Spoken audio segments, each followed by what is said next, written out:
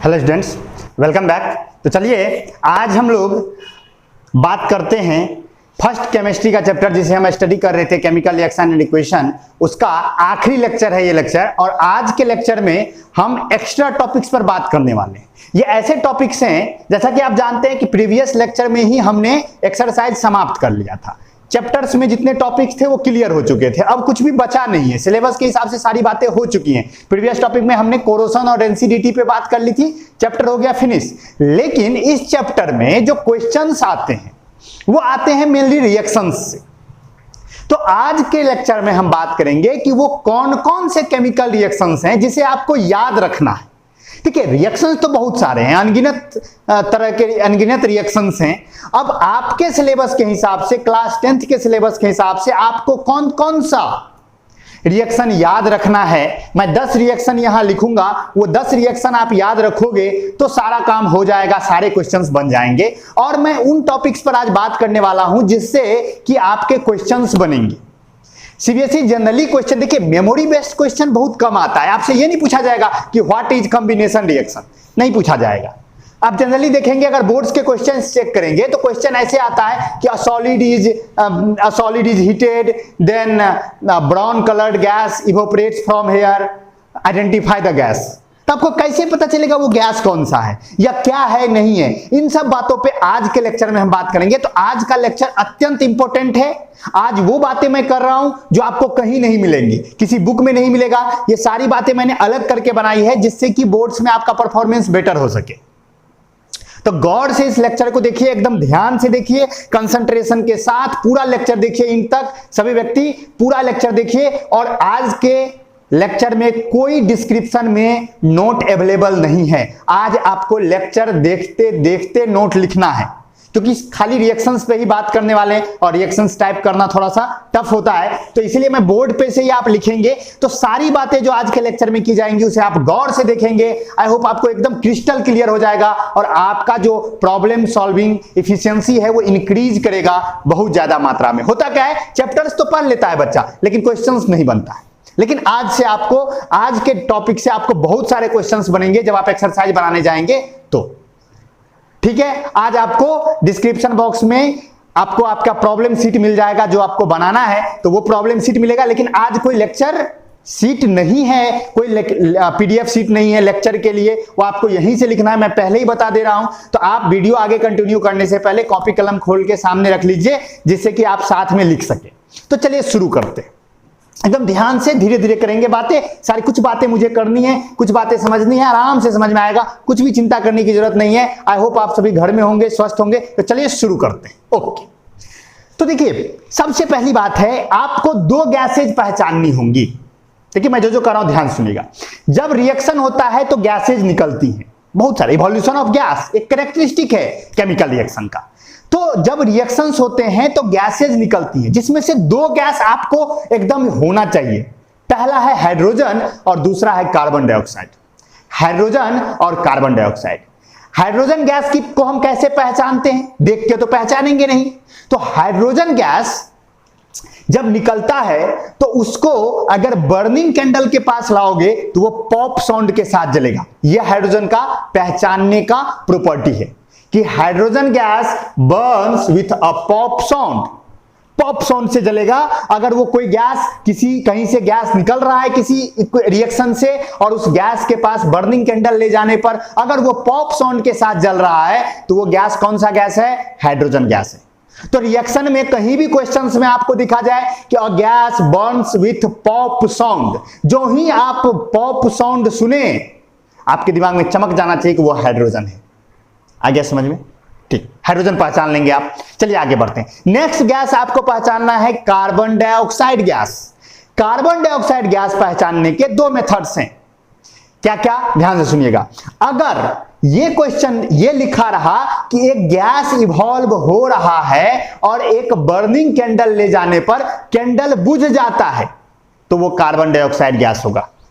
Candle बुझ गया, आप जानते हो कार्बन डाइऑक्साइड आग बुझाने में काम आता है। तो अगर गैस निकल रहा है और वहां आप एक बर्निंग कैंडल लेकर गए और कैंडल गया बुझ, तो वो गैस कौन सा होगा, कार्बन डाइऑक्साइड गैस होगा।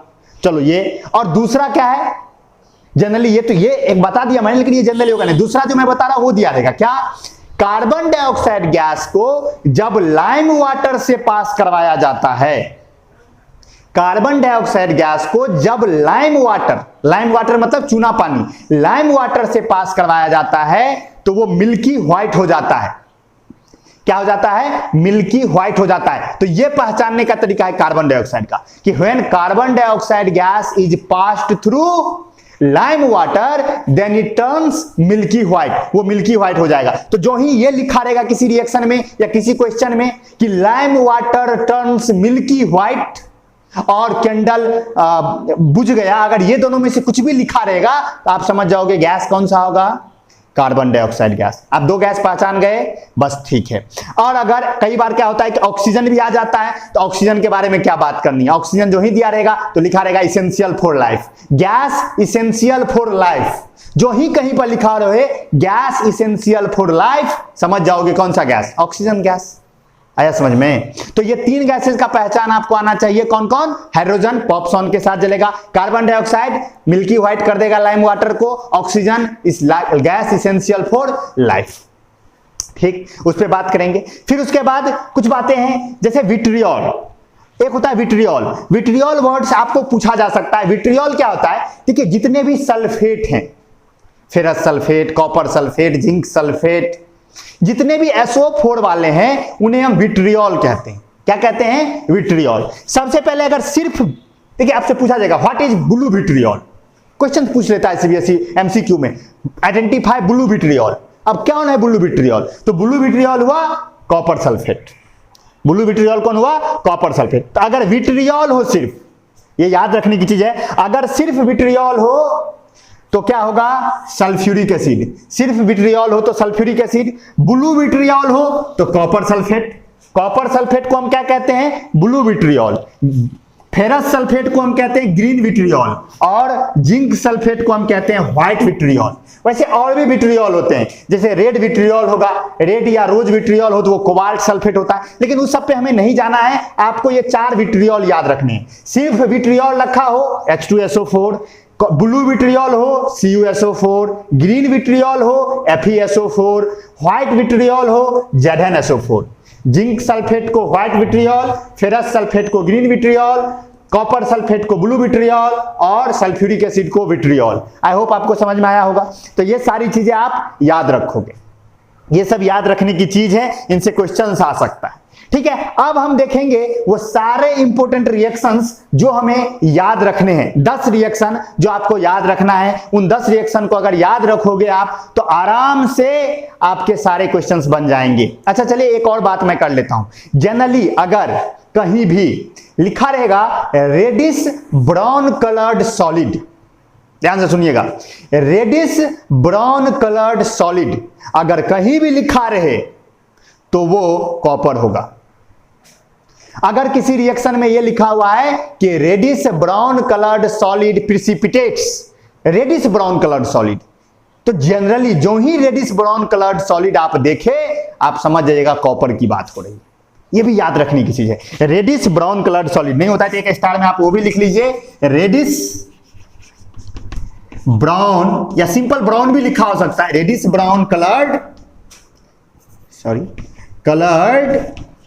रेडिश ब्राउन कलर्ड सॉलिड जो ही लिखा मिले आप समझ जाओगे क्या, कॉपर होगा रेडिश ब्राउन कलर्ड सॉलिड। तो आई होप आप समझ गए होंगे।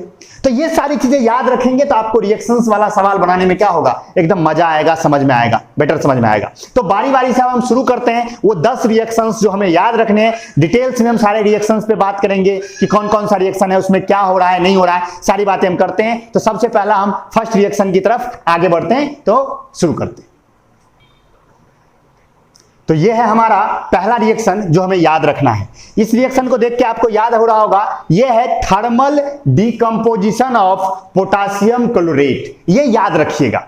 ये रिएक्शन क्यों याद रखना है हम बात करेंगे। ये पहला रिएक्शन है जो आपको याद रखना है कि जब पोटासियम क्लोरेट को गर्म किया जाता है तो ये टूट जाता है पोटासियम क्लोराइड और ऑक्सीजन में, पोटासियम क्लोराइड और ऑक्सीजन में। तो when potassium chlorate is heated strongly then it decomposes to form potassium chloride and oxygen. इस रिएक्शन का महत्व क्या है? इसी रिएक्शन से लेबोरेटरी में ऑक्सीजन गैस प्रोड्यूस किया जाता है।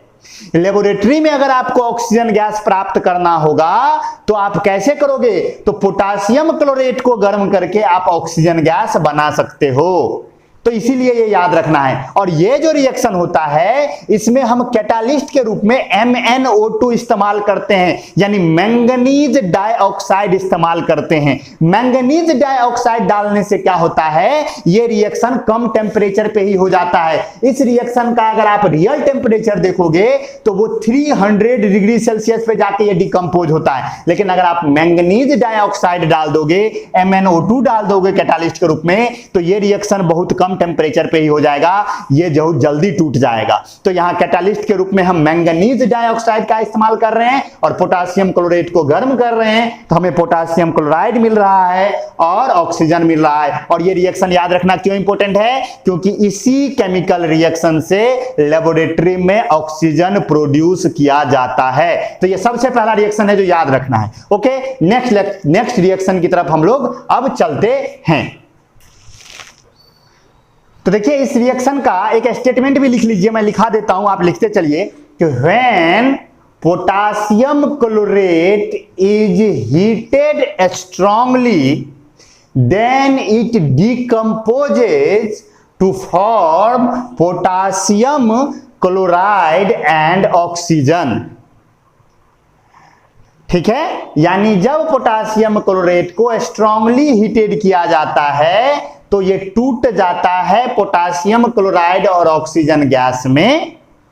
एंड व्हेन, फुल स्टॉप देके फिर लिख लीजिएगा कि when MnO2 manganese dioxide, MnO2 का क्या नाम है? Manganese dioxide.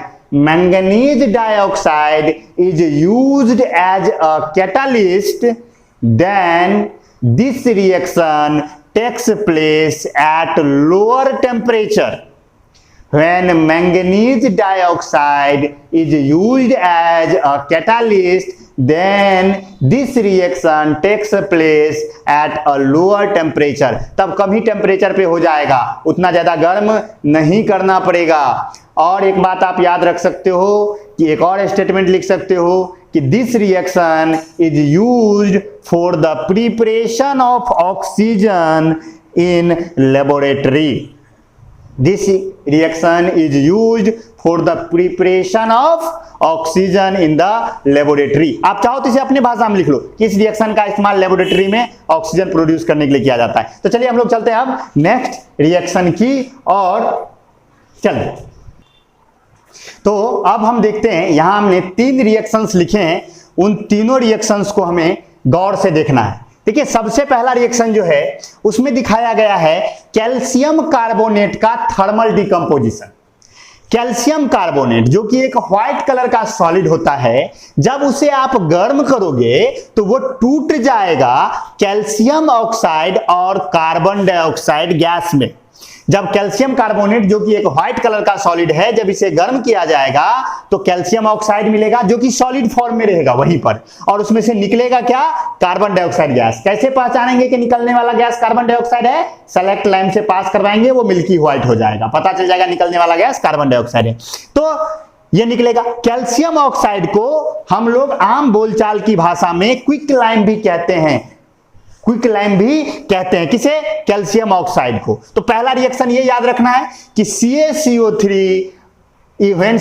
when calcium carbonate is heated then it decomposes to form calcium oxide and carbon dioxide। देखिए कि एक फैक्ट की बात है कि चाहे कोई भी मेटल कार्बोनेट हो, ये कैल्शियम एक मेटल है और ये इसका कार्बोनेट है, कोई भी मेटल कार्बोनेट है जब उसे आप गर्म करोगे तो वो टूट जाएगा मेटल ऑक्साइड और कार्बन डाइऑक्साइड गैस में। ये सबका प्रॉपर्टी है, लेकिन हमें वो जब हम मेटल नॉन मेटल पढ़ेंगे तो वहां समझ लेंगे कि कोई भी मेटल का कार्बोनेट जब गर्म होता है तो मेटल ऑक्साइड और कार्बन डाइऑक्साइड गैस बनता है। लेकिन यहां पर हमें स्पेशली क्या याद रखना है कि कैल्शियम कार्बोनेट को जब गर्म किया जाएगा तो वो टूटेगा कैल्शियम ऑक्साइड में और कार्बन डाइऑक्साइड में। कैल्शियम ऑक्साइड क्या है? क्विक लाइम है।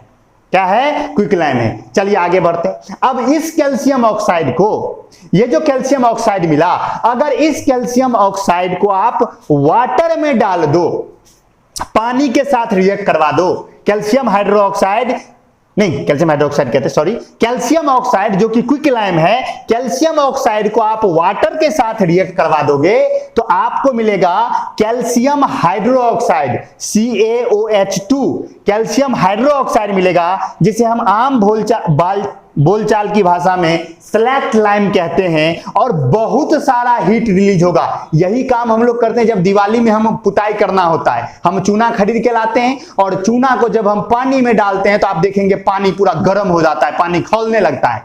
तो पानी खौलने लगा क्यों? क्योंकि आपने जो बाजार से चूना खरीद के लाया वो क्या था? कैल्शियम ऑक्साइड था।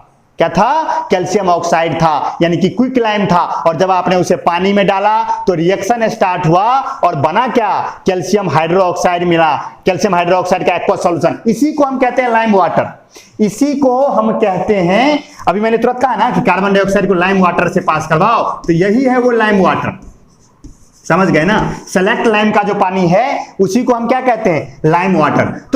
तो जब आपने कैल्शियम ऑक्साइड को वाटर से रिएक्ट करवाया तो कैल्शियम हाइड्रोक्साइड मिला, जिसे हम सेलेक्ट लाइम भी कहते हैं, और एक बहुत सारा हीट रिलीज हुआ जिसकी वजह से पानी खौलने लगा या कंटेनर गर्म हो गया। तो क्वेश्चन में ये दिखा रहेगा कि सबसे पहले ऐसे दिया रहेगा कि a solid is heated, then a gas is released या gas is evolved which turns the lime water milky। समझ जाओगे सॉलिड क्या था? कैल्शियम कार्बोनेट, और जो रिमेनिंग सॉलिड बचा वो कैल्शियम ऑक्साइड है और निकलने वाला गैस कार्बन डाइऑक्साइड है।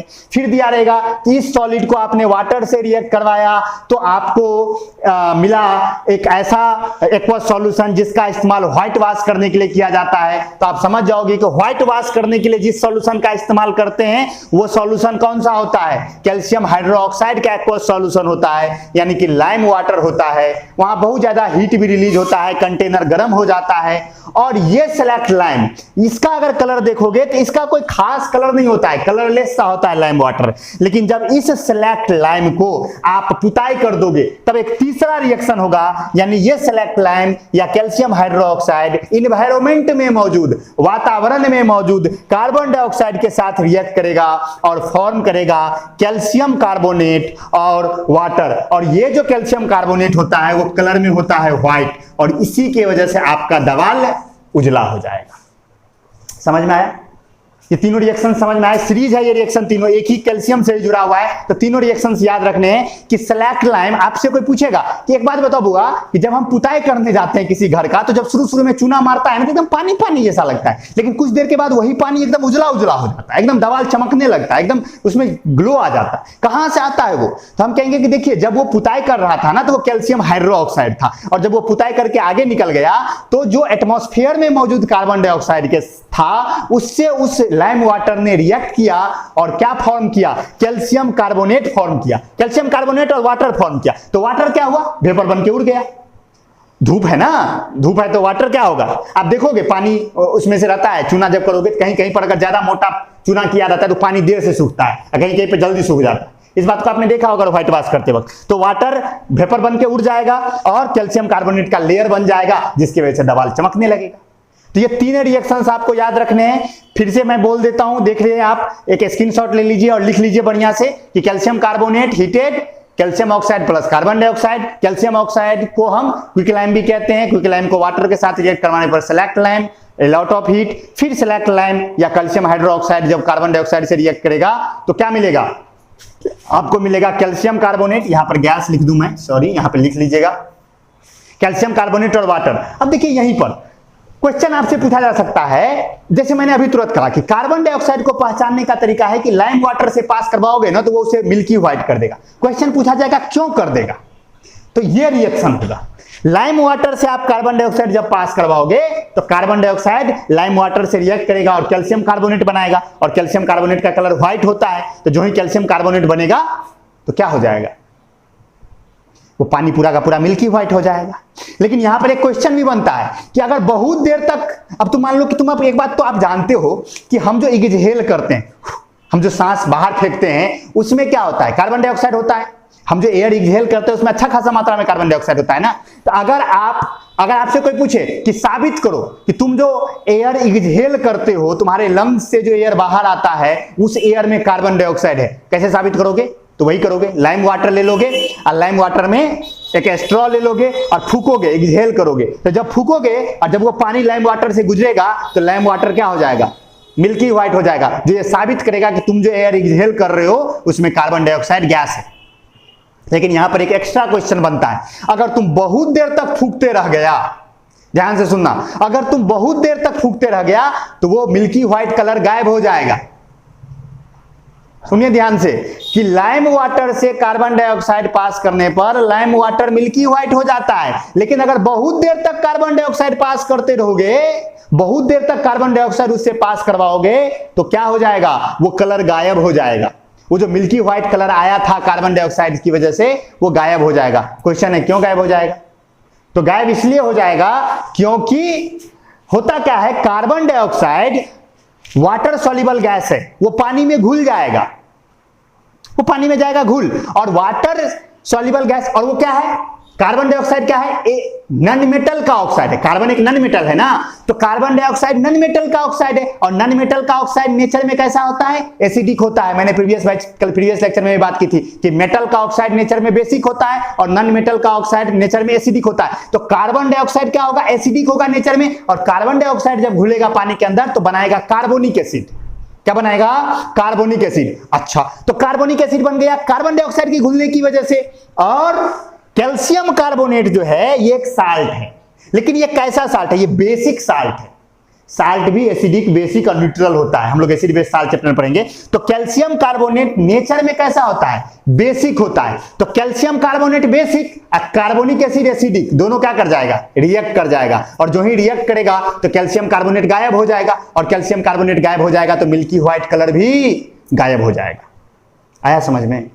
तो अगर लंबे समय तक, ध्यान से सुनिएगा, अगर लंबे समय तक लाइम वाटर से कार्बन डाइऑक्साइड पास करवाया जाए तो लाइम वाटर का मिल्की व्हाइट कलर गायब हो जाता है। क्यों? क्योंकि कार्बन डाइऑक्साइड एक वाटर सॉल्युबल गैस है और यह पानी में घुल करके एक एसिड बनाता है जिसे हम कार्बोनिक एसिड कहते हैं, जो कि कैल्शियम कार्बोनेट जो कि नेचर में बेसिक होता है उसके साथ रिएक्ट कर जाता है, और रिएक्ट करने की वजह से कैल्शियम कार्बोनेट को खत्म कर देता है, और कैल्शियम कार्बोनेट की वजह से जो कलर आया था, कलर किसकी वजह से आया था? कैल्शियम कार्बोनेट की वजह से, वो कलर ही चला जाएगा।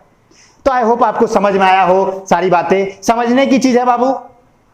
नहीं होगा तो हम जो आपका व्हाट्सएप डेस्क है उसमें एक ये सब बातें मैं लिख के भेज दूंगा कि जो आपको लिखना है नोट में, मैं भेज दूंगा, कोई दिक्कत नहीं है। फिर भी आप चाहो तो अपनी भाषा में लिख सकते हो। तो हम लोग चलते हैं अब अगले रिएक्शन की तरफ। 4 रिएक्शन हो गए, हमें 10 रिएक्शन देखने हैं, 6 और बाकी है, तो हम लोग चलते हैं अगले रिएक्शन की तरफ। ओके, तो चलिए अब हम देखते हैं, यहां पर 2 रिएक्शन आपको और दिख रहे हैं। एक सिल्वर क्लोराइड का फोटो डिकम्पोजिशन है।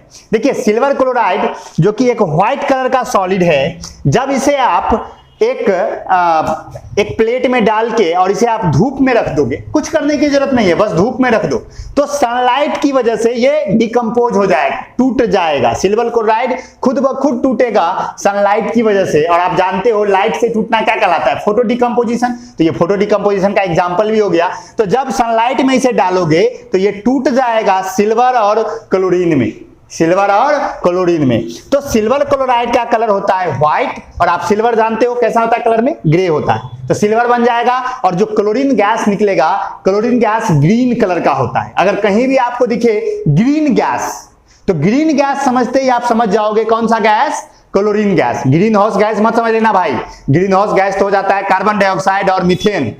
तो ग्रीन गैस और ग्रीन हाउस गैस में मतलब कंफ्यूज मत हो जाना। ग्रीन गैस कौन सा है? क्लोरीन। तो क्लोरीन है green gas. Green house gas मतलब वैसे गैस जो एनवायरनमेंट को गर्म कर रहे हैं, कार्बन डाइऑक्साइड, मीथेन, वो सब है ग्रीन हाउस गैस, ये है ग्रीन गैस। तो सिल्वर क्लोराइड को जब आप सनलाइट में डालोगे तो सिल्वर क्लोराइड का फोटो डिकम्पोजिशन होगा, वो लाइट की वजह से टूटेगा सिल्वर में और क्लोरीन में, सिल्वर ग्रे हो जाएगा और गैस जो निकलेगा वो ग्रीन होगा। तो जो ही सवाल में आपको दिखे कि कोई ग्रीन गैस इवॉल्व हो रहा है तो आप समझ जाओगे कि वो क्या है? क्लोरीन है। और जो ही दिखे कि सनलाइट के प्रेजेंस में एक व्हाइट कलर का सॉलिड टूट करके ग्रे और ग्रीन गैस हुआ या ग्रे हो गया और एक गैस निकल के भागा, तो निकलने वाला गैस क्लोरीन है, और वो जो टूटा वो सिल्वर क्लोराइड है, और ये सिल्वर है। आई होप आपको ये समझ में आया हो। नेक्स्ट है लेड नाइट्रेट।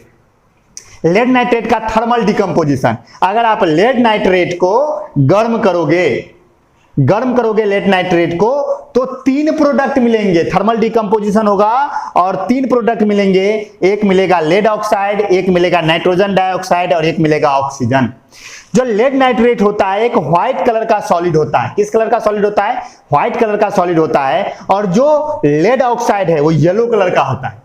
लेड ऑक्साइड किस कलर का होता है? येलो कलर का होता है। और जो नाइट्रोजन डाइऑक्साइड गैस होता है, जब वो निकलता है तो ब्राउन कलर का धुआं निकलता है उसमें से, ब्राउन कलर का धुआं, समझ गए ना। और दुर्गंध होता है इसमें, ये महकता है खतरनाक। तो ब्राउन कलर का धुआं निकलता हुआ लगेगा। और वो ब्राउन कलर का धुआं, जो ब्राउन फ्यूम्स, जो ही आप ब्राउन फ्यूम्स कहीं भी क्वेश्चन में देखना ब्राउन फ्यूम्स, समझ जाना कौन है? नाइट्रोजन डाइऑक्साइड है। तो नाइट्रोजन डाइऑक्साइड और ऑक्सीजन। तो आई होप आपको समझ में आया हो कि लेड नाइट्रेट का थर्मल डिकम्पोजिशन। तो ये रिएक्शन भी याद रखना है, 2PbNO3 heat sine delta 2PbO plus 4NO2 plus O2 gas. I hope आपको समझ में आ गया हो ये दोनों रिएक्शन, पक्का। तो हम लोग चलते हैं अब नेक्स्ट रिएक्शन की तरफ। तो चलिए शुरू करते हैं। तो अब हम देखते हैं कि नेक्स्ट रिएक्शन है हमारा कि आपके पास अगर हाइड्रेटेड फेरस सल्फेट हो, यानी कि देखिए होता क्या, हाइड्रेटेड क्या है और क्या है। देखिए होता क्या है ना, साल्ट 2 तरह के होते हैं, एक हाइड्रेटेड साल्ट, एक एनहाइड्रस साल्ट। हम लोग एसिड बेस साल्ट जब चैप्टर पढ़ेंगे तो वहां में पढ़ेंगे कि 2 तरह के साल्ट होते हैं, hydrated salt and anhydrous salt. जिस साल्ट मॉलिक्यूल में वाटर मॉलिक्यूल एसोसिएटेड हो, देखिए यहां पे FeSO4 फेरस सल्फेट में 7H2O, क्या ये एसोसिएटेड है इसके साथ? ये डॉट लगा होने का मतलब है कि ये जो 7 गो वाटर का मॉलिक्यूल है वो उसके साथ एसोसिएटेड है, उसको घेर के रखा हुआ है। ये पानी इसको भिंगाता नहीं है, इसे हम कहते हैं वाटर ऑफ क्रिस्टलाइजेशन। ये जो 7H2O है इसे हम क्या कहेंगे? Water of crystallisation. यानी ये वाटर मॉलिक्यूल उसके क्रिस्टल में मौजूद है। साल्ट का क्रिस्टलाइन स्ट्रक्चर होता है ना, crystalline solid, amorphous solid, class 9th में मैंने पढ़ाया था। तो FeSO4 का जो क्रिस्टल है उसमें ये 7 गो वाटर मॉलिक्यूल क्या है? एसोसिएटेड है। आपको अगर दिक्कत हो रही हो तो मैं एसिड बेस साल्ट जब पढ़ाऊंगा डिटेल्स में वहां पे हाइड्रेटेड साल्ट डिस्कस होगा, एक कंप्लीट लेक्चर होगा उस पे, तो ये भी डिस्कस करने की जरूरत नहीं है। ये जो 7H2O है, डॉट 7H2O, यानी कि इसके क्रिस्टल का एक पार्ट है। जैसे कि कल आपने देखा था कि जब कॉपर का कोरोशन होता था तो क्या बनता था? CuCO3 डॉट CuOH2, याद है? Basic copper carbonate. तब ना कॉपर के ऊपर ग्रीन कलर का लेयरिंग लगता था, तो वहां पे मैंने डॉट लगाया था। डॉट लगा होने का मतलब क्या? कि वो एक अलग कंपाउंड है जो उसके साथ एसोसिएटेड है। तो यहां पर फेरस सल्फेट के साथ 7 को वाटर का मॉलिक्यूल उसके क्रिस्टल में एसोसिएटेड है। और जब साल्ट हाइड्रेटेड होता है, यानी उसमें नमी होती है, जब उसमें वाटर ऑफ क्रिस्टलाइजेशन रहता है तो उसका कलर होता है। और जो ही उसे आप गर्म करते हो, कोई भी साल्ट, जैसे कॉपर सल्फेट CuSO4 का कलर ब्लू होता है। वो ब्लू भी किसकी वजह से है? क्योंकि उसमें 10 गो वाटर का मॉलिक्यूल एसोसिएटेड होता है। उसका रियल फार्मूला देखोगे तो लिखा रहेगा CuSO4 डॉट 10H2O, और उसी कॉपर सल्फेट को आप क्या कर दो? गर्म कर दो, वो कलर गायब हो जाएगा। तो ये जो वाटर ऑफ क्रिस्टलाइजेशन है यही कलरफुल बनाता है कंपाउंड को। जिसमें ये होता है, जिस क्रिस्टल में होगा, जिस साल्ट में ये होगा, साल्ट को कलरफुल बनाएगा। तो यहां पर देखिए फेरस सल्फेट के साथ 7 को वाटर ऑफ क्रिस्टलाइजेशन है, 7H2O है, ग्रीन कलर का है ये। जो ही इसको गर्म करोगे तो ये टूट जाएगा एनहाइड्रस फेरस सल्फेट में। एनहाइड्रस किसे कहते हैं? जो ही वाटर ऑफ क्रिस्टलाइजेशन, जो वाटर का मॉलिक्यूल उसके क्रिस्टल में था, जो ही उड़ गया तो कहलाता है एनहाइड्रस। तो एनहाइड्रस फेरस सल्फेट बनेगा जिसका कि कलर व्हाइट होता है और वाटर वेपर उड़ जाएगा। क्या होगा? वाटर वेपर उड़ जाएगा। तो एनहाइड्रस फेरस सल्फेट जो कि ग्रीन कलर का सॉलिड है, जब उसे आप गर्म करोगे तो आपको क्या मिलेगा? आपको मिलेगा व्हाइट कलर का एनहाइड्रस फेरस सल्फेट और वाटर वेपर। लेकिन अगर आप गर्म करते रह जाओगे तो फिर फेरस सल्फेट का शुरू हो जाएगा डिकम्पोजिशन, और फेरस सल्फेट का फिर डिकम्पोजिशन होगा और वो बन जाएगा फेरिक ऑक्साइड, और उसमें से 2 गैसेज निकलेंगी, एक सल्फर डाइऑक्साइड और एक सल्फर ट्राइऑक्साइड। समझ गए बात? और सल्फर डाइऑक्साइड का जो स्मेल होता है, उसको स्मेल से पहचानते हैं, वो बर्निंग सल्फर की तरह गंध देता है। जैसे सल्फर जलता है वैसा गंध देता है सल्फर डाइऑक्साइड। तो जो ही कहेगा कि gas smell like burning sulphur, समझ जाओगे सल्फर डाइऑक्साइड। और आप जानते हो फेरिक ऑक्साइड का कलर क्या ऐसा होता है, रेडिश ब्राउन होता है, जो कि जंग था, कल भी याद होगा आपको जंग, तो रेडिश ब्राउन होता है। और फेरस सल्फेट का व्हाइट है। तो ये दोनों रिएक्शंस भी आपको याद रखने हैं, ध्यान से लिख लीजिए। इन सारे रिएक्शंस को आप याद रखेंगे, जो रिएक्शंस मैं लिखा रहा हूं इन्हीं रिएक्शंस को ही याद रखना है, इसके अलावा किसी रिएक्शन को याद नहीं रखना है। तो पहला रिएक्शन हो गया एनहाइड्रस फेरस सल्फेट का डिकम्पोजिशन, और दूसरा हो गया फिर उसको डिकम्पोजिशन नहीं कहना चाहिए, इसको हम डिहाइड्रेशन कहेंगे। वाटर का उड़ना जो है ना, इसका कुछ टूटा कहां है, ये तो वाटर उड़ गया इसमें से, इसे हम डिहाइड्रेशन कहते हैं, समझ गए। और फिर यहाँ पे देखिए फेरस सल्फेट फिर टूटा तो फेरिक ऑक्साइड और सल्फर डाइऑक्साइड और सल्फर ट्राइऑक्साइड बना। तो इस तरह से आप रिएक्शंस बैलेंस कर लीजिएगा। बैलेंस मैंने नहीं किया इस रिएक्शन को, आप चाहो तो बैलेंस कर सकते हो, आराम से बैलेंस कर सकते हो। यहाँ पर 7 लगा देना, यहाँ पर 7 लग जाएगा, और इसे बैलेंस कर लेना। बैलेंस करना तो सिखा चुका हूं मैं, इसे बैलेंस कर लेना। तो ये दोनों रिएक्शंस भी आप क्या करोगे, याद रखोगे। तो चलते हैं हम लोग अब अपने नेक्स्ट रिएक्शन की ओर। तो चलिए अब हम देखते हैं कि कॉपर सल्फेट। देखिए ये रिएक्शन कौन सा है, आप अगर बुक पढ़े होंगे तो आपने देखा होगा कि कहा जाता है कि कॉपर सल्फेट का सॉल्यूशन लीजिए, उसमें एक आयरन नेल टांग दीजिए। ये रिएक्शन बड़ा इंपॉर्टेंट है क्लास 10th के हिसाब से।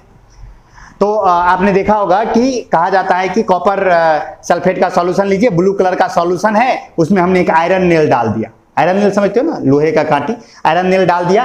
आयरन नेल के ऊपर में एक रेडिश ब्राउन कलर का एक कवर चढ़ गया उसके ऊपर।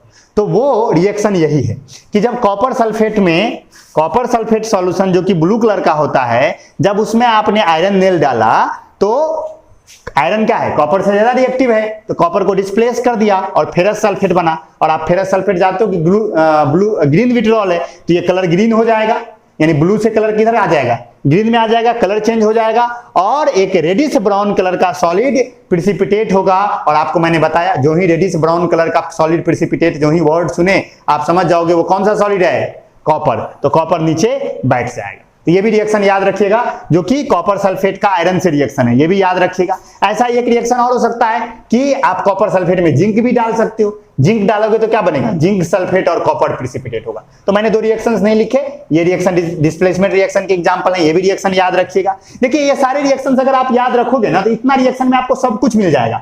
इवोल्यूशन ऑफ गैस भी मिल गया आपको, चेंज इन कलर भी मिल गया, चेंज इन स्टेट भी मिल गया, सारे रिएक्शंस मिल गए। चेंज इन टेम्परेचर का भी मैंने लिखा ही दिया, क्विक लाइन वाला, तो वो भी आप याद रख सकते हो। उसके बाद डिस्प्लेसमेंट रिएक्शन का ये हो गया, डबल डिस्प्लेसमेंट भी एग्जांपल हो गया। इस 11, 12, 13 रिएक्शंस मैं लिखा रहा हूं। उन 13 रिएक्शंस को अगर याद रखोगे तो 13 के अलावा 14वां याद ही नहीं रखना पड़ेगा, अगर आप सही से बैठा लिए तो। और जब क्लास खुलेगी तो मैं सारी बातें मेंशन फिर से कर ही दूंगा, आप कम से कम अभी लिख लीजिए बढ़िया से। नेक्स्ट रिएक्शन जो याद रखना है वो है कि कार्बन मोनोऑक्साइड को जब हाइड्रोजन के साथ मिला करके, दोनों गैस है, जब बहुत ज्यादा गर्म किया जाता है नियरली 300 डिग्री सेल्सियस और 300 एटीएम प्रेशर पर, जिंक ऑक्साइड और क्रोमियम ऑक्साइड वहां पर कैटालिस्ट और प्रोमोटर के रूप में मिक्स होते हैं। ये जिंक ऑक्साइड यहाँ कैटालिस्ट है, क्रोमियम ऑक्साइड इसका प्रोमोटर है, आप जानते हैं प्रोमोटर। तो दोनों मिक्स करके डाला गया तो आपको मिथेनॉल बना।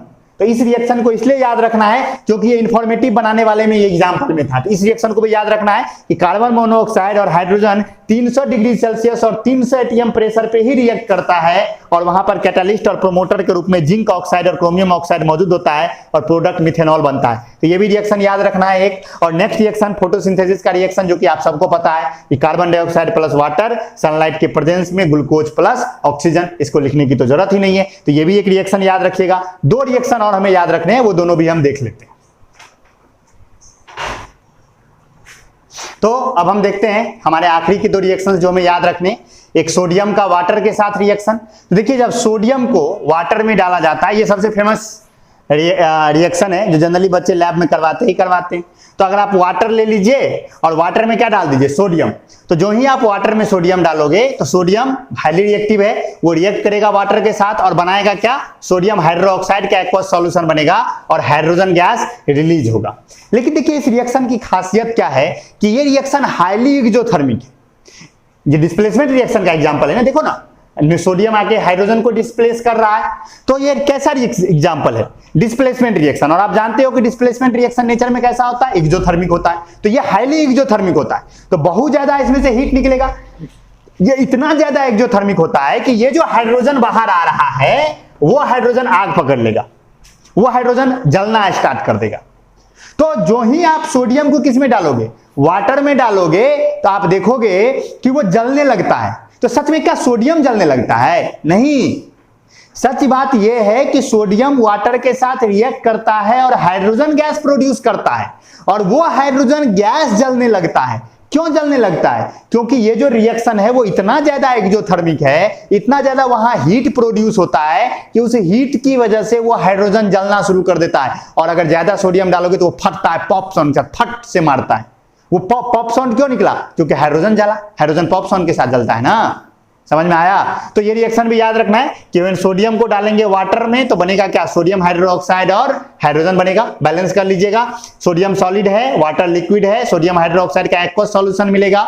ये एक ऐसा बेस है जो वाटर सॉल्युबल है। हम लोग एसिड बेस साल्ट पढ़ेंगे तो ये सारी चीजें समझ में आएंगी, तो ये सब चीजें रिलेट हो जाएंगी वहां पे। तो सोडियम हाइड्रोक्साइड एक बेस है, जितने भी मेटल हाइड्रोक्साइड हैं सारे बेस होते हैं, और फिर हाइड्रोजन है जो बाहर आएगा, वो रिएक्शन याद रखना है। और एक ये रिएक्शन याद रखना है आखिरी में कि लेड नाइट्रेट और पोटासियम आयोडाइड, मैंने लैब करके भी दिखाया था आपको जब मैं चेंज इन कलर दिखा रहा था। तो आप लेड नाइट्रेट और पोटासियम आयोडाइड को जब मिक्स कीजिएगा तो लेड नाइट्रेट का एक्वस सॉल्यूशन कलरलेस होता है, पोटासियम आयोडाइड का भी कलरलेस होता है, और जब ये रिएक्ट करते हैं दोनों तो लेड आयोडाइड बनता है जो कि येलो कलर में होता है और वो सॉलिड हो जाता है, और पोटासियम नाइट्रेट बनता है जो कि कलरलेस होता है। तो पोटासियम नाइट्रेट एक्वस सॉल्यूशन में रह जाता है, कलरलेस है, और लेड आयोडाइड येलो कलर का सॉलिड बनाता है, और वो पूरा का पूरा कंटेनर या पूरा का पूरा टेस्ट ट्यूब येलो कलर का हो जाता है। तो ये भी रिएक्शन याद रखिएगा, PbNO3 plus Ki arrow PbI2 plus KNO3, ये रिएक्शन भी याद रखिएगा। तो ये सारे रिएक्शंस आपको याद रखने, 13 रिएक्शंस मैंने बात किया। सबसे पहले रिएक्शन में हमने क्या देखा? हमने देखा कि पोटासियम क्लोरेट का थर्मल डिकम्पोजिशन, फिर हमने देखा कैल्शियम कार्बोनेट का थर्मल डिकम्पोजिशन, फिर कैल्शियम ऑक्साइड यानी कि क्विक लाइम का वाटर के साथ रिएक्शन, फिर सेलेक्ट लाइम का कार्बन डाइऑक्साइड के साथ रिएक्शन, फिर हमने देखा सिल्वर क्लोराइड का फोटो डिकम्पोजिशन कि उसे सनलाइट में रख देते हैं तो वो सिल्वर और क्लोरीन में खुद ब खुद टूट जाता है। फिर हमने देखा कि लेड नाइट्रेट का डिकम्पोजिशन, उसमें ब्राउन फ्यूम्स निकलता था नाइट्रोजन डाइऑक्साइड का, याद रखने की चीज है, और जब वो टूटता है तो लेड ऑक्साइड बनता है, और लेड ऑक्साइड का कलर येलो होता है। लेकिन इस रिएक्शन में एक फैक्ट हम बात कर सकते हैं, आप देख लीजिए, वहां पर लेड ऑक्साइड होगा, लेड ऑक्साइड कलर में येलो होता है, लेकिन जब वो गर्म होता है ना तो वो रेड होता है। लेड ऑक्साइड जब गर्म होता है तो वो रेड कलर का होता है, और जब वो ठंडा होता है धीरे धीरे तो वो क्या हो जाता है, वो येलो कलर का हो जाता है। आप ये भी याद रख सकते हो, ये क्वेश्चन पूछेगा नहीं, एक फैक्ट था, मैंने बता दिया। फिर हमने देखा कि हाइड्रेटेड फेरस सल्फेट जो कि ग्रीन कलर का है, उसे गर्म करोगे तो एनहाइड्रस फेरस सल्फेट मिलेगा जिसका कि कलर ही गायब हो जाएगा। फिर हमने देखा कि फेरस सल्फेट को जब गर्म करते जाओगे तो वो फेरिक ऑक्साइड और सल्फर डाइऑक्साइड और सल्फर ट्राइऑक्साइड में टूट जाएगा, वो भी याद रखोगे। फिर हमने देखा कि कॉपर सल्फेट में आयरन डाल दो तो फेरस सल्फेट और कॉपर रेडिश ब्राउन कलर का एक सॉलिड प्रेसिपिटेट होगा जिसे कि हम कॉपर होता है जो।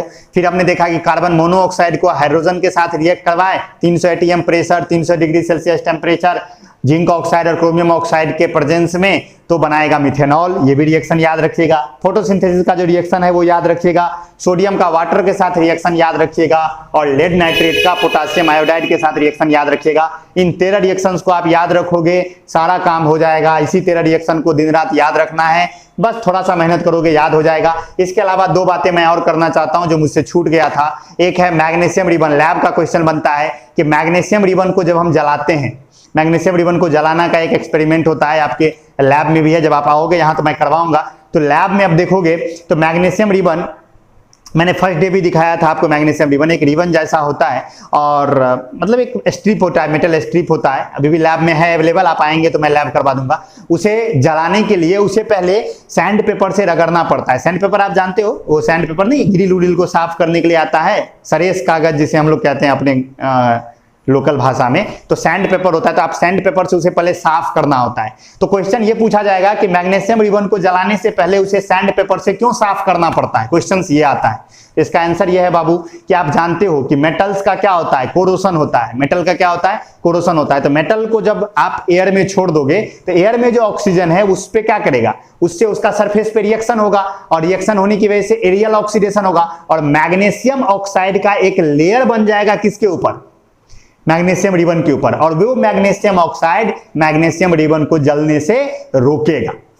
तो जब आप मैग्नीशियम रिबन को जलाने जाओगे तो आपको रगड़ना पड़ेगा। रगड़ना क्यों पड़ेगा? जिससे कि वो जो मैग्नीशियम ऑक्साइड का लेयरिंग है मैग्नीशियम के ऊपर, वो लेयरिंग खत्म हो जाए, वो लेयर उड़ जाएगा। जो ही सैंड पेपर से रगड़ेंगे लेयर हट जाएगा, लेयर हट जाएगा तो मैग्नीशियम रिबन एक्सपोज हो जाएगा और उसमें आराम से आग लग जाएगा। आया समझ में? तो मैग्नीशियम रिबन इस तरह से हम जलाते हैं। तो मैग्नीशियम रिबन को जलाने से पहले रगड़ना क्यों पड़ता है? तो आंसर ये है कि a protective layer of magnesium oxide is present over the magnesium ribbon. To clean this protective layer we have to rub the magnesium ribbon with sand paper. समझ गए? मैग्नीशियम ऑक्साइड का लेयर हटाने के लिए। और एक और क्वेश्चन पूछा जा सकता है कि कोरोसन आर जनरली डेंजरस। माना जाता है कि कोरोसन डेंजरस है, लेकिन एल्युमिनियम के लिए कोरोसन को बेटर माना जाता है। लेकिन क्वेश्चन ये पूछेगा कि corrosion is good for aluminium, why? तो इसका आंसर ये है बाबू, देखो एल्युमिनियम एक अच्छा खासा रिएक्टिव मेटल है, लेकिन हम एल्युमिनियम का इस्तेमाल कितना ज्यादा करते हैं। हम लोग बर्तन बनाते हैं, इतना सारा कुछ खाना बना के खाते हैं, उसमें तो रिएक्ट क्यों नहीं करता है? वो खाने से क्यों रिएक्ट करता है? खाने में तो हम नींबू भी डालते हैं, एसिड भी डालते हैं, इतना चीज डालते हैं, नहीं डालते हैं? नींबू भी डालते हैं, अचार भी डालते हैं, बेस भी डालते हैं, सब चीज हम लोग डालते हैं खाना में, फिर भी एल्युमिनियम में काम चल जाता है। क्यों? तो देखो इसका आंसर यही है कि एल्युमिनियम जो है वो उसका भी कोरोसन होता है एनवायरमेंट में मौजूद ऑक्सीजन के द्वारा, और उसके ऊपर एक एल्युमिनियम ऑक्साइड का एक प्रोटेक्टिव लेयर चढ़ जाता है, जो उसे क्या करता है? उसको और स्ट्रेंथ देता है, उसे मजबूत बना देता है। एल्युमिनियम बड़ा कमजोर होता है, लेकिन एल्युमिनियम ऑक्साइड एक हार्ड सॉलिड है। तो एल्युमिनियम ऑक्साइड का लेयर बन जाने से एल्युमिनियम और मजबूत हो जाता है और उसका कोरोसन भी नहीं होता है, क्योंकि लेयर बन गया ना एल्युमिनियम ऑक्साइड का। तो अगर कोई आपसे पूछे कि कोरोसन क्या मेटल्स के लिए डेंजरस ही है, तो हम कहेंगे नहीं, एल्युमिनियम के लिए कोरोसन क्या है? एक बेटर चीज है। क्यों? क्योंकि उसे वो एक्स्ट्रा स्ट्रेंथ देता है और उसे किसी दूसरे केमिकल से रिएक्ट होने से भी बचाता है, उसके कोरोसन से भी उसे प्रोटेक्ट करता है। तो यही रीजन है कि उसे कहा जाता है कि corrosion is good for aluminium. तो आई होप आपको समझ में आया हो। तो चैप्टर हो गया खत्म पूरी तरह से। अब कोई लेक्चर अभी नहीं आएगा, नेक्स्ट एक वीक तक आपको कोई लेक्चर नहीं मिलेगा। वो उस एक वीक में हम लोग पहले ये जो चैप्टर्स खत्म हुए हैं उनके सारे प्रॉब्लम्स करेंगे, सारा कुछ करेंगे। जब तक ये सारा कुछ क्लियर नहीं होगा नेक्स्ट चैप्टर स्टार्ट नहीं होगा। पहले इन चारों चैप्टर्स को जो कि हमने क्लियर किया है इस लॉकडाउन के दौरान, हमने बात की लैब प्रोसेस पर, कंट्रोल कोऑर्डिनेशन पर, पीरियोडिक क्लासिफिकेशन ऑफ एलिमेंट्स पर और केमिकल रिएक्शन एंड इक्वेशंस पर। 4 चैप्टर हम लोगों ने खत्म कर दिया। उन चारों चैप्टर्स को हम पूरी तरह से अच्छे तरह से, जब तक मुझे लग नहीं जाएगा कि सभी बच्चों ने क्लियर किया है, तब तक नेक्स्ट लेक्चर स्टार्ट नहीं होगा। तब तक हम लोग रेस्ट करेंगे। रेस्ट नहीं करेंगे, आप लोग का काम बढ़ गया, सारे एक्सरसाइज बनाएंगे, आप सारे कुछ करेंगे। प्रॉब्लम्स पूछेगा, मेनली प्रॉब्लम डेस्क होगा। अगर ज्यादा भयंकर प्रॉब्लम होगा तो मैं वीडियो बना के प्रॉब्लम सॉल्व करूंगा, लेकिन प्रॉब्लम सॉल्व करके ही हम लोग अगला टॉपिक स्टार्ट करेंगे। तो ठीक है बच्चों, हम लोग अब नेक्स्ट लेक्चर में मिलेंगे और जो भी टॉपिक हम लोग डिसाइड करेंगे वही टॉपिक स्टार्ट किया जाएगा। तो मिलते हैं नेक्स्ट लेक्चर में। See you soon, bye bye, take care.